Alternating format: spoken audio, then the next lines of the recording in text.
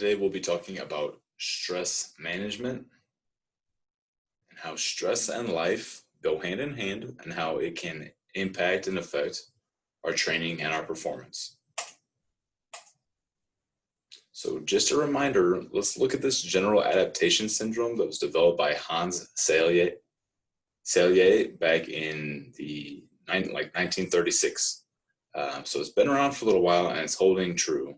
It's sort of our go-to model for discussing stress in the body, both in the weight room and out of the weight room. And let's diagnose it, or let's dissect it just a little bit more. And we're going to return to this again for sure when we are talking about our periodization. But for today, let's look a little bit more about our stress. Let's look a little bit more in the line of just general stress. So it can come from loss of job, divorce, death of a loved one, just things that are a little bit more stressful and take us outside of our regular day-to-day stress levels. So that's kind of where we are normally. And then when the mess first hits the fan, the experience is very stressful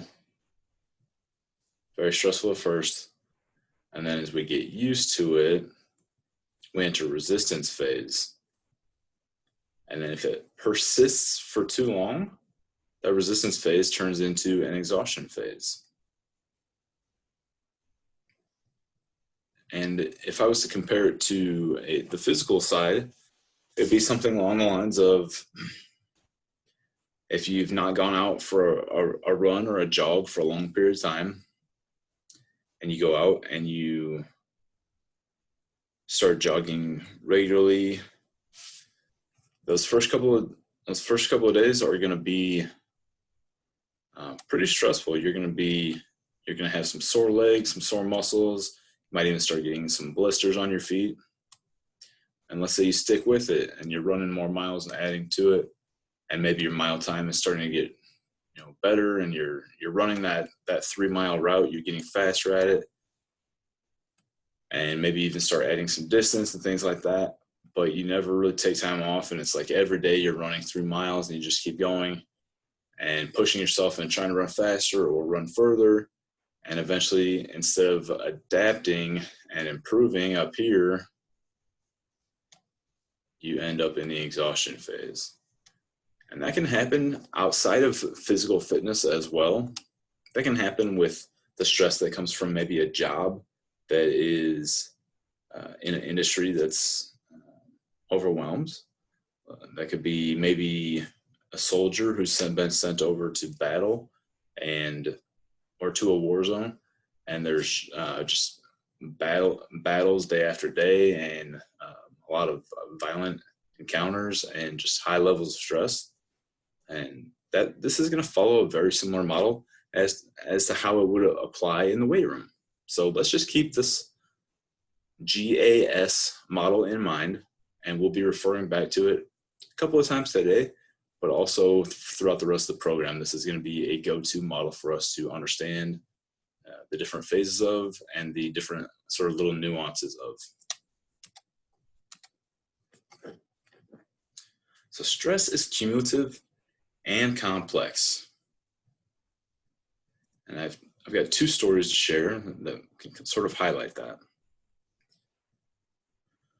One is, I want to put on that insignia for Bally Total Fitness. That is where I started out as a personal trainer back in 2006.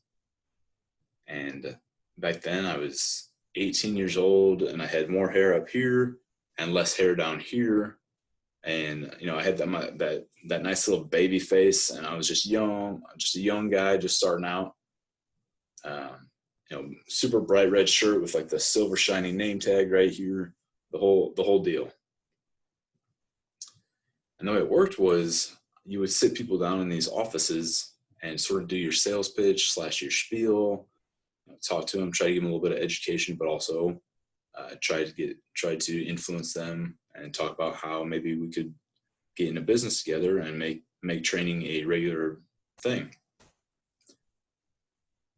And I noticed that as I was discussing, how I was going to give them nutrition advice and what the goals we were going to set in the weight room, and how, as I'm laying out this sort of battle plan and plan of attack for reaching their goals and helping out with what was commonly fat loss and weight loss, I'd be, just kind of going through my spiel and doing my little sales pitch, and they would start to cry.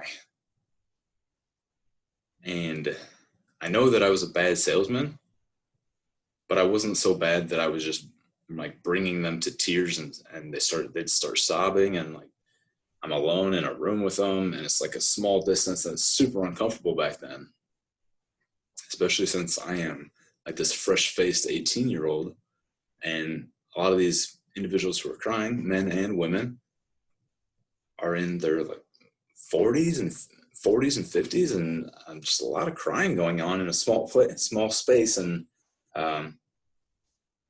the first time you think, oh, maybe that's sort of just like a one-off, or maybe that person was like a little cuckoo or whatever.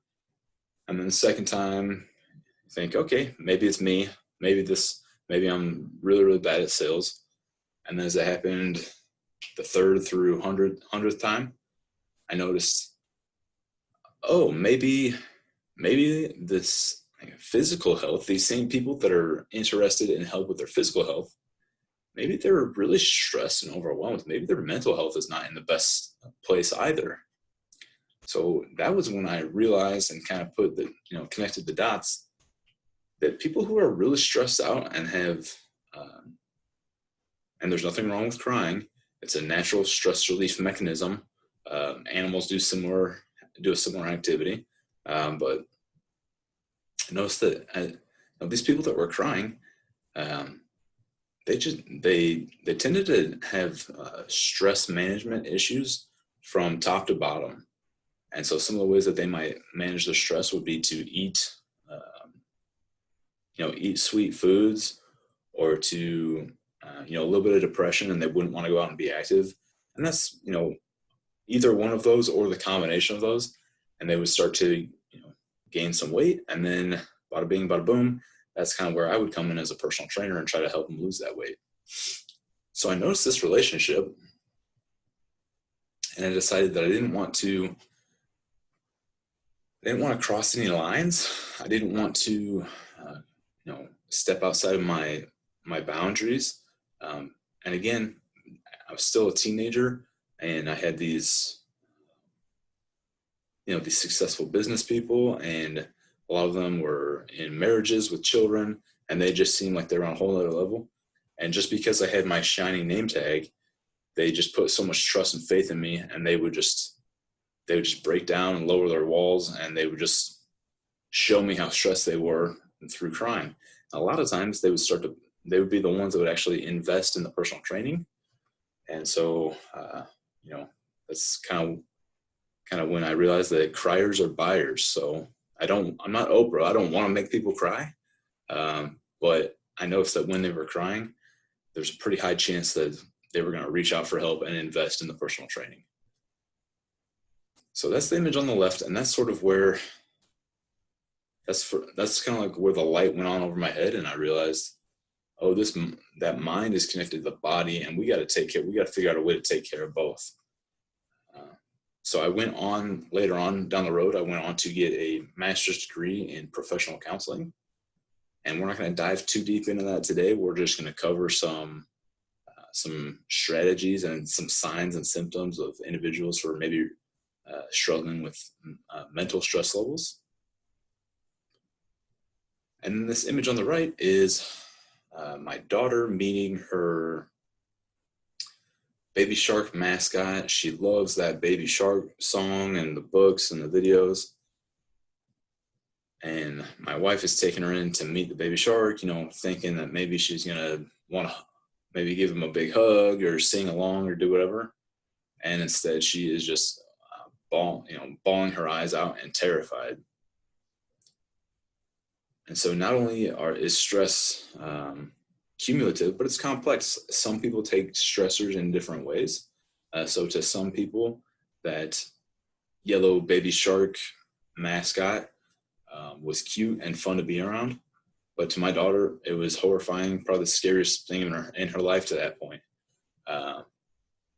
So not only do different people handle stress differently, but they also interpret different things as stress.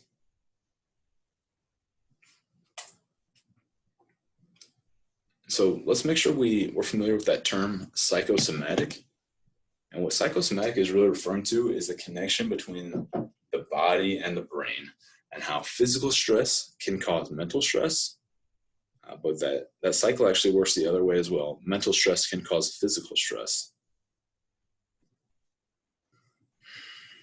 So think about, they've actually shown that in research that there is a dose-dependent rate of disease that occurs for stress. So like childhood traumas, the worse the trauma is in youth, the higher incidence and the sort of the more aggressive version of a disease that an individual may take on later on in life. So this psychosomatic disorder is very strong. And again, it goes from body to brain and from brain to body. And this is going to be one of the reasons that why our programming, our strength and conditioning, and our just everything else that we're talking about in this program, that's why it's so important that we are maintaining safety first, and that we are watching out for signs and symptoms of overtraining, because not only can that maybe set individuals back with tweaks and injuries and maybe not achieving their physical goals as quickly as possible, but we can actually influence, and we're playing a part in the overall stress of their lives. And if they go on to get sicknesses because of our not so scientific approach to training, if they're getting sick or they're getting hurt, we don't want to be a part of that. And you also want to watch out for how much other stress is going on in their life, because if they have a lot of other things going on and you're piling it on too, that's not being a very good exercise scientist. You want to be able to help them leverage their stress levels and balance things out. So just keep in mind psychosomatic disorders and just how comprehensive and how interconnected the body and the brain are.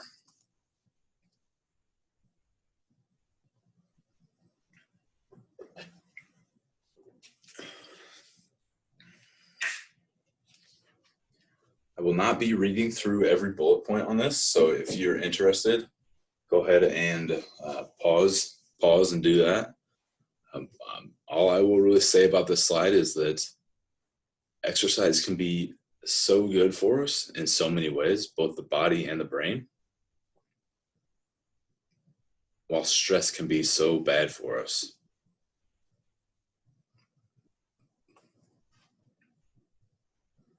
I'll leave it at that for now.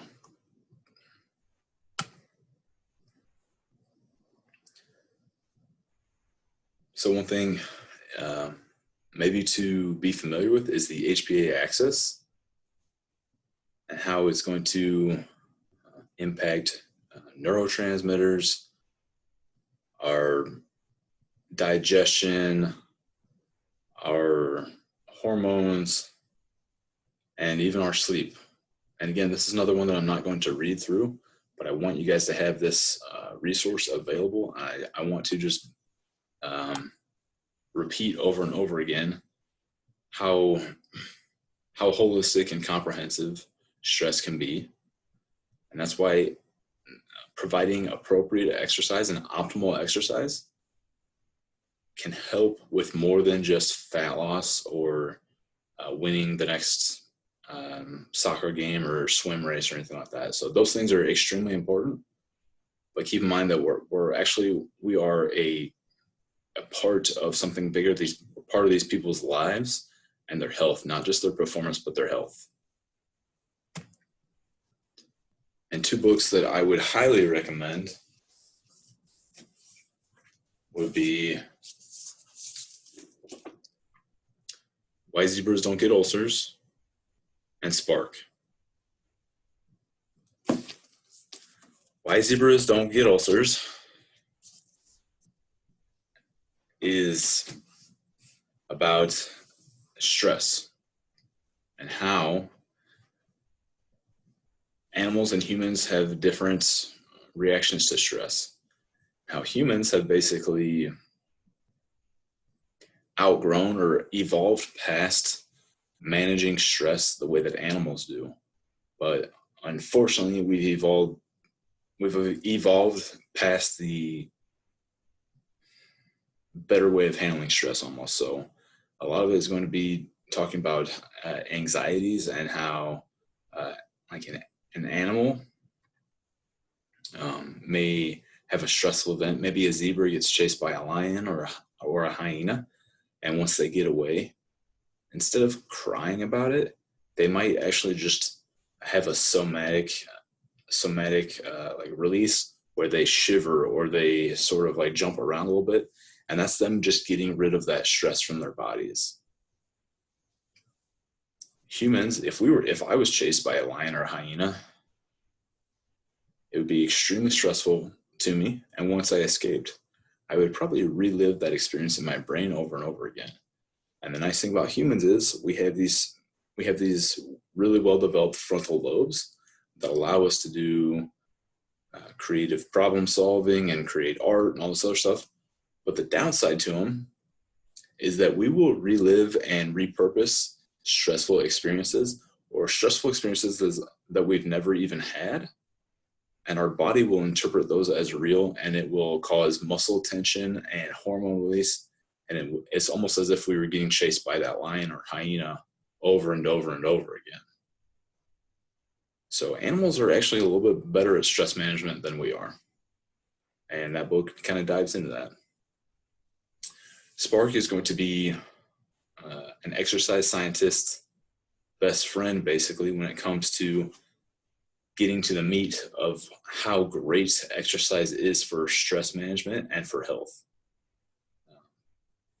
There are case studies in here, there is science in here, and it dives into basically how exercise helps improve our brain health.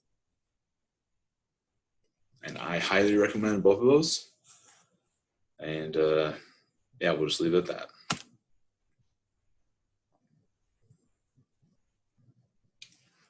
So unfortunately, as exercise scientists, unfortunately, as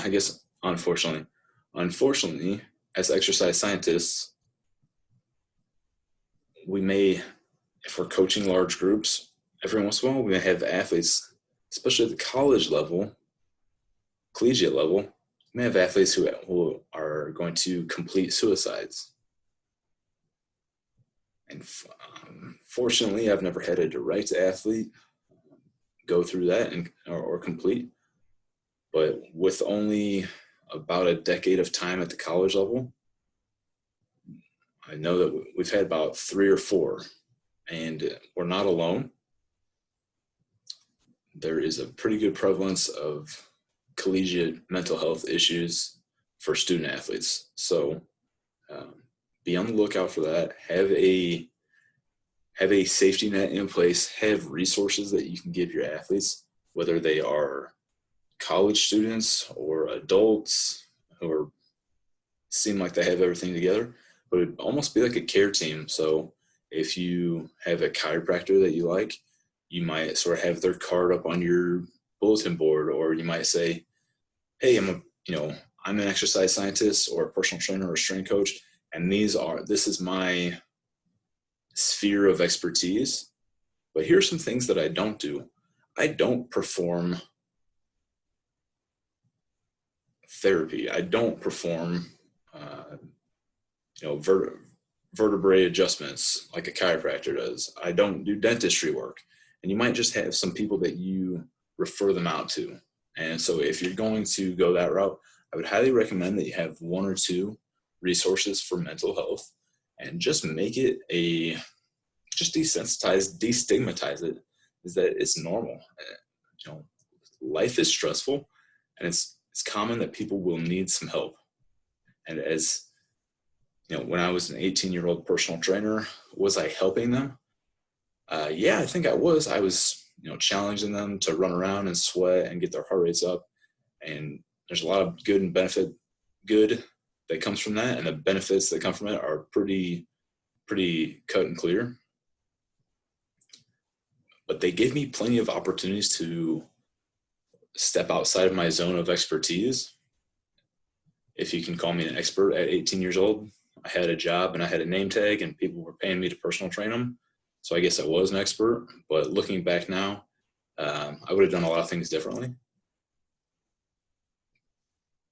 But I will say that when it came to the mental health or the boundary, the danger zone, I think I actually did a great job of staying out of interfering with people's lives and having these people ask me big questions about their marriages. And I was very good at giving them political answers and just staying out of it. But I heard a lot of other personal trainers, they doled out life advice as if it was, like nutrition advice or exercise advice. And so that's just one thing to watch out for. And what are some signs and symptoms of stress? Some ones, as exercise scientists, some ones that we're probably going to be able to easily identify. Are the athletes or the clients having trouble sleeping? Is there some unusual body soreness or injuries that are creeping up? Particularly the low back is going to be more prone to injuries because of the central nervous system. Stress in the brain and the spinal cord is going to hinder the activity around the spine. Changes in appetite, are they an athlete or a client who's trying to gain weight and is suddenly losing weight, or vice versa? I had an athlete several years ago who was he had lost something like 50 pounds over a couple of years. And we had stopped weighing him because he was sort of plateauing, and I was kind of made him feel bad because we kept getting on the scale and he wasn't changing, but he had changed so much that we were just focusing on his performance and I was just kind of leaving it be.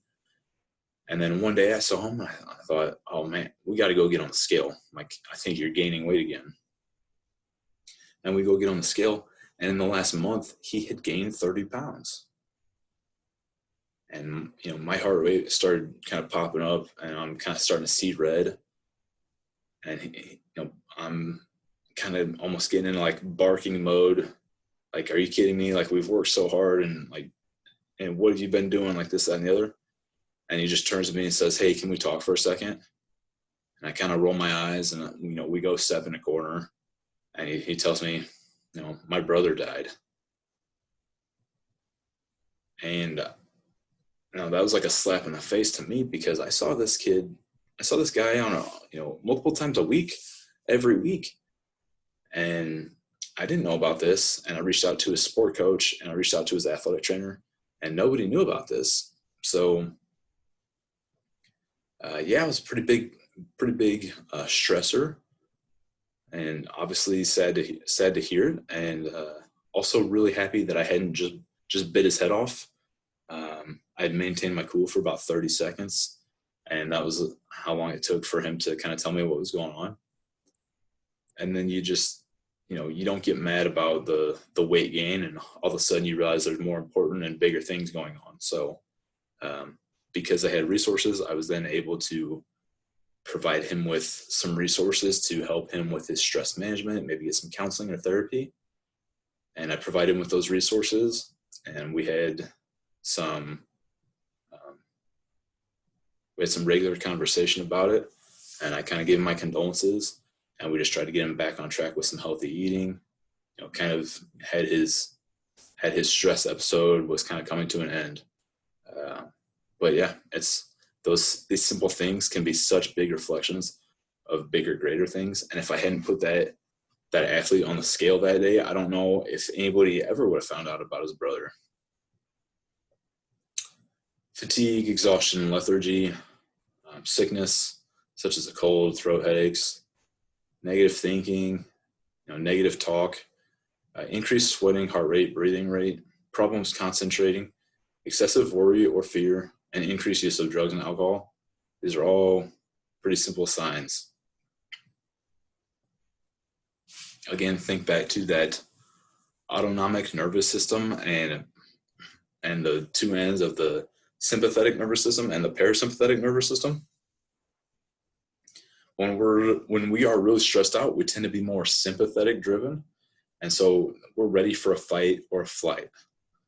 And so we might be a little bit more anxious. We might have a bigger desire to go drink alcohol, might have more trouble sleeping at night. And, that all just builds up to all these other signs and symptoms.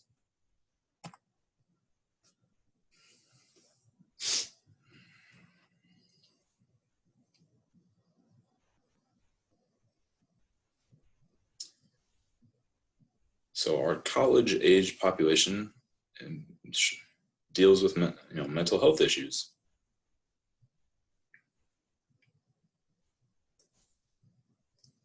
And our collegiate student athletes deals with just a little bit more mental health issues.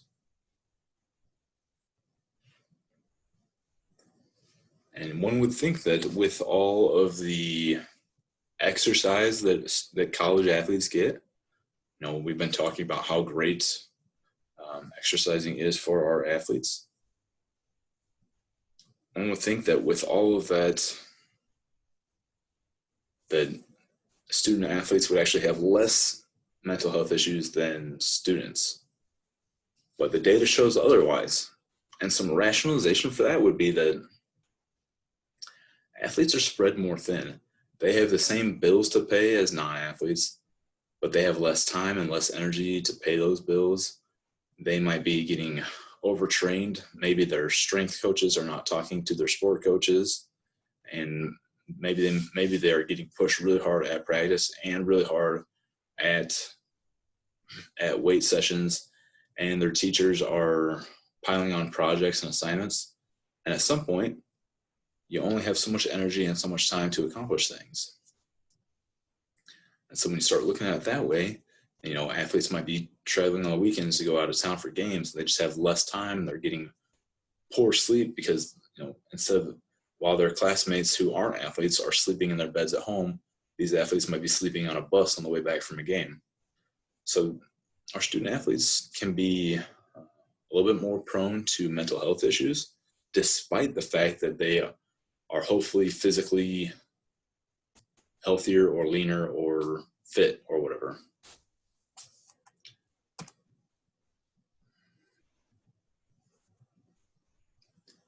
So despite the fact that student athletes have more mental health issues than regular students, student athletes are actually less likely than regular students to seek help. And a couple of reasons for that might be tougher schedules. There's a little bit less free time to actually deal with the stress or to make appointments. I've seen in the past how in reaching out to mental health professionals, they say, "Oh, well, we can't see you. You only have these little time windows to come see us.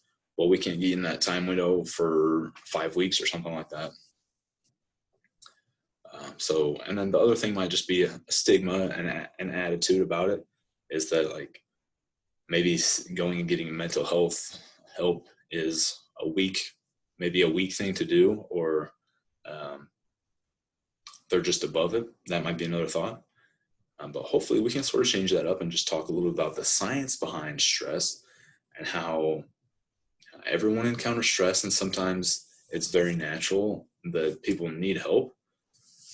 And also to maybe just get them in the hands of someone with a little bit of a sporting background, someone such as a sports psychologist. And then you don't really call it counseling so much. You might just call it mental coaching or a mental performance coach, even though they are a counselor, and they may go there and not talk about sports for 6 months or a year or ever. But if you call it that, maybe you just kind of make them feel just a hair more comfortable to go get that help. Again, looking to desensitize it and normalize it may help those athletes successfully get in front of those mental health professionals. And it's been a couple of years, but around the same time that Kevin Love released a statement about having a panic attack. Several other celebrities / pro athletes were releasing similar stories, and so there's definitely been a shift in the last decade or so about this whole mental health thing. So hopefully these statistics, as far as being willing to go get help or see a mental health professional, hopefully those statistics are going to improve if they have not already. But maybe posting something like this in a locker room or having it in your office to just remind athletes and clients that this whole body-brain connection is very real, and that we need to take care of our brains as well as our bodies. And what they find at the college level is that there's sort of the big four of mental health related issues, being anxiety, depression, substance abuse, and disordered eating. And if your athlete or your clientele is not a college athlete, these are probably pretty high up on the list as well. And if they don't get taken care of, looking at these issues,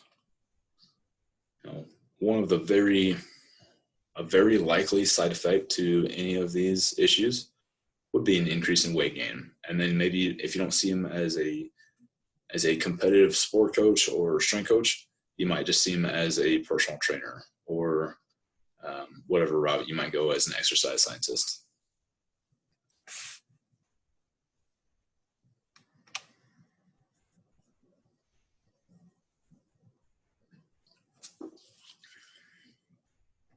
Remember, stress is cumulative. So if you're living a happy-go-lucky lifestyle and everything's kind of going your way,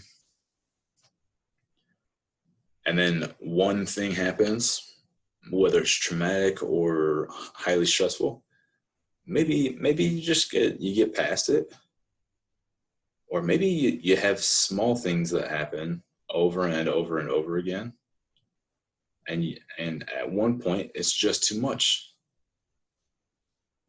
So sort of like our video on the left here, and maybe one monstrous event comes down and smashes your truck bed into the ground and sort of disrupts your ability to cope and function. Or maybe you're more like the image on the right, where they've stacked so many small boxes onto a truck that eventually it tips over and is not good to anyone. So both are very common. Big stressors like losing a family member, the end of a relationship, getting diagnosed with a physical disease, and then you may just have, if you're going to be that image on the right, you may just have practice went late, and then weights started early, and then you didn't have time to eat that day, and you got a flat tire, and you start pulling these little things together over and over again, and eventually individuals, it just becomes too much. So that's why as exercise scientists, we're not going to be performing psychological interventions, but we can guide them to people who can help with that. And we can also assist. We can provide them with information about having positive mindsets, positive self-talk, how to do self-care.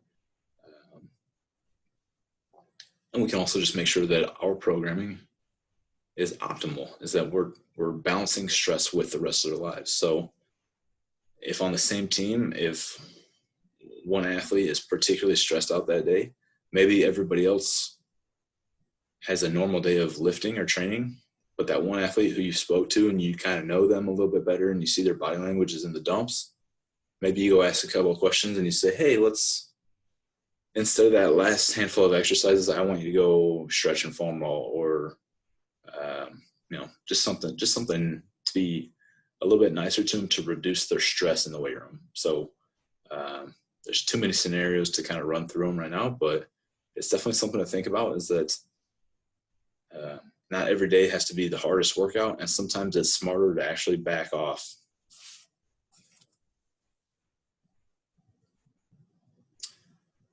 Dr. Brian performed some research showing that student athletes' risk of injury rises during midterms and finals. And I kind of like doodled this graph in one of our previous videos, but just some more solid information from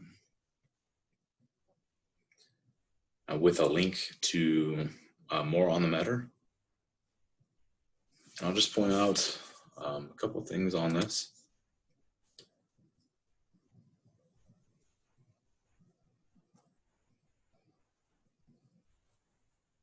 Okay, stressless syndrome, and all stress affects the body the same way, although not at the same intensity. So our body doesn't really know if we got into a car accident, or if we got chased by a lion, or if we broke up with our boyfriend or girlfriend, or if our grandma or grandpa just died. Our body doesn't really know that. It just knows that something's wrong, and it starts a process of changing our hormone levels and changing sort of our brain's thinking patterns, and it just starts to tighten up because we're becoming more sympathetic. We're increasing our sympathetic drive in our autonomic nervous system. So watch your stress, especially, and then as exercise scientists, if we're giving out crazy workouts that we saw on the internet that the athletes aren't quite ready for, that can also be an acute stressor. And yes, there's injuries that can be caused. There's lower back strains, there's pec tears, but we also just may be a drop in the bucket of additional stress that maybe ends up being too much.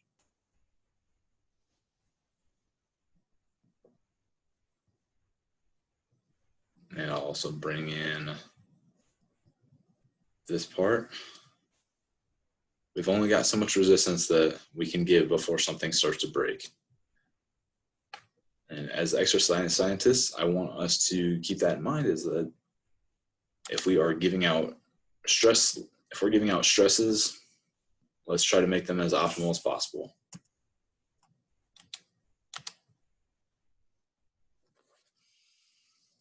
Probably one of the biggest things that people are dealing with these days is social media. And going on to social media, you're going probably, I'll bring up two big factors here. One is that social media is actually designed to be addictive. It's designed in a similar way that casinos are. They bring in like psychological experts to figure out how to make casinos stimulating and addictive and make people lose track of time. Those similar experts are used with social media, because the longer people spend on it, the more they can charge for advertising on that platform, and the more money they make. It's a business. So we go on there and we lose quite a bit of time, and then we have less time to do all the other things we need to do. So there's a big stressor. And then another thing that happens on social media is that we look at these picture perfect, storybook lives that everyone else has, and we start comparing it to our own lives. And since no one's life is actually perfect, when we compare it to our own lives, we become less joyful. So comparison leads to envy, and envy leads to depression. So beware of your social media. If you are struggling with mental health, or you know anyone that is, just kind of warn them about social media and how it sort of sucks our time away, and it gives us a false comparison of our own lives to everyone else's.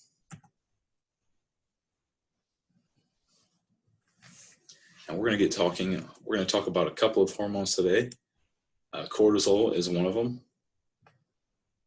And just keep in mind that with cortisol,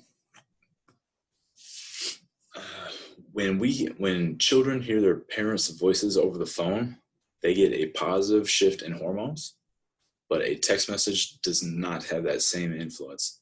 So with people who are spending less time on the phone, speaking, and more time texting, and they are writing a lot of messages to other people, even if those messages are positive and loving, they have a lower positive impact than something verbal or that's audio that comes in through audio. So keep that in mind. try to challenge people to speak, maybe not speak more than they text, but do more speaking than they have been to people that they care about. Get on the phone a little bit more than just texting. Talk it out. So even talking to yourself, journaling, talking to a friend, that's one of the reasons that going and seeing a mental health professional is almost instantly beneficial. And not because every mental health professional is good or great, but just because the act of actually talking about issues that you're having, if you are having issues, just sort of has an automatic benefit. And instead of just rehearsing and living in like a stressful thought pattern, if you're never saying it out loud and you start to say it out loud, you start to use a different part of your brain. And once you've said it out loud, you hear it. And as you hear it, you're using a third part of your brain. So when you go in and you perform talk therapy, you're actually using more of your brain on the same problem as before. And by adding more brain power to the problem solving process, you're better to gain a new perspective on what you should do and how you should handle it and how you should feel about it. So it's sort of like going in the fridge and looking for ketchup, and just as soon as you sort of like holler to somebody, in the next room, like, hey, where's the ketchup? Like sort of as soon as you say that, you find the ketchup.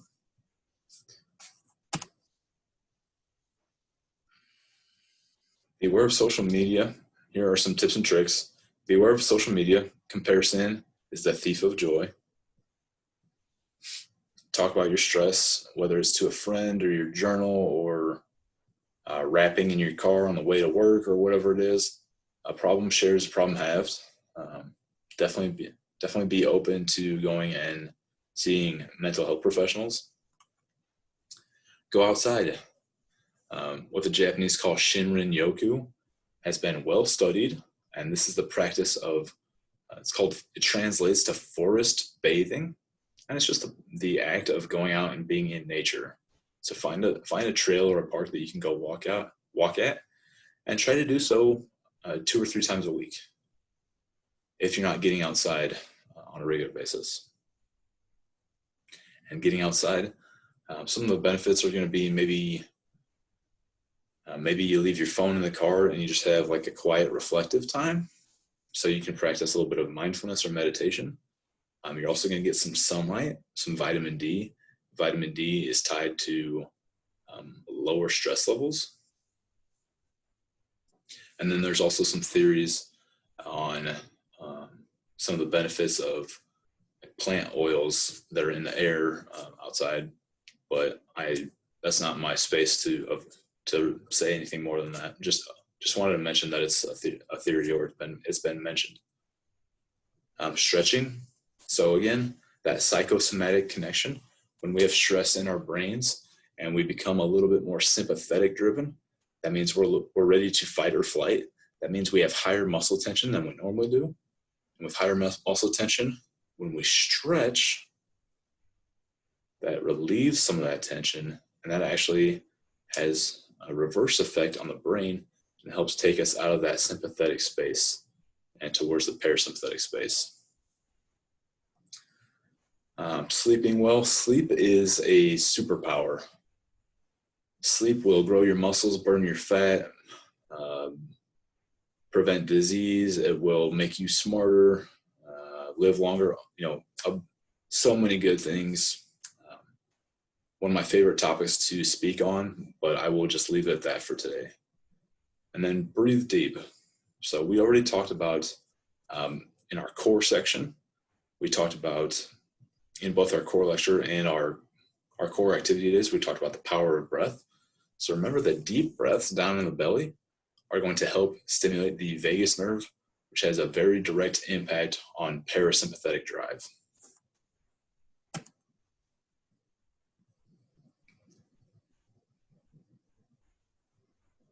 And remember, what we do is both an art and a science.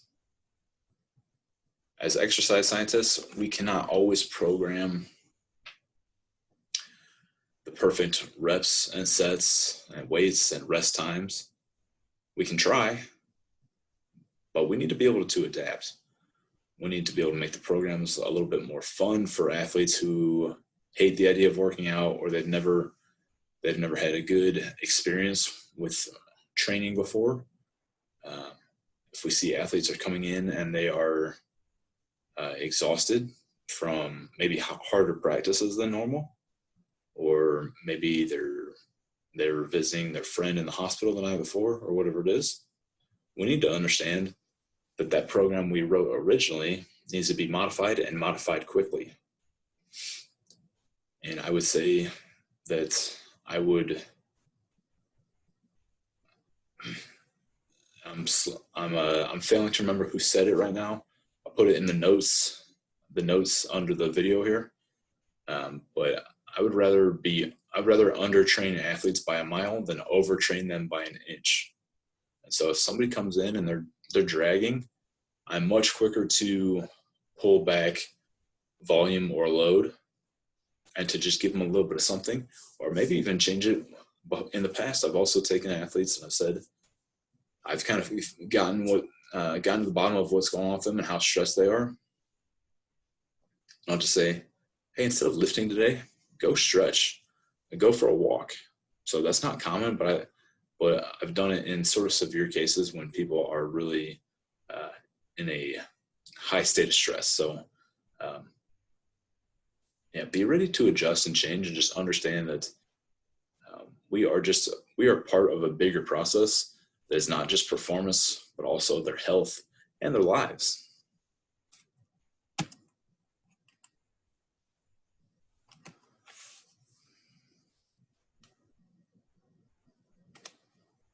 So, so much that could be said about stress, but just know that when we are programming, we are part of it. We can help, and we can also make it worse. So not only be kicking their butts with weights and with running or whatever it is, but also be looking into what's going on in their lives and trying to find out what's going on with them, and always be making other resources available, whether it is a chiropractor or a dentist, but particularly mental health professionals. Okay, we will see you next time.